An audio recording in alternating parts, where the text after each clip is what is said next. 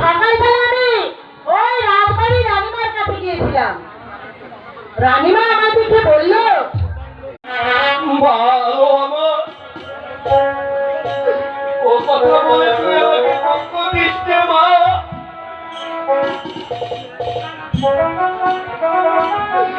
আমি যে আমার জন্য কোনো চিন্তা করি না মা, কেবল ভাবছি তাদের কথা। বাবা আমাদের জন্য তোমার কোনো ঝামেলা ভাবতে হবে না বাবা। এবং সার্বিক সহযোগিতা করব ইনশাআল্লাহ। এবং আমাদের মন্ত্রী মহোদয় এই বার্তা পাঠিয়েছেন, উনি এখনো রাস্তায় আছেন, রাস্তায় জ্যামের মধ্যে আছেন, কখন আসবেন আসলে।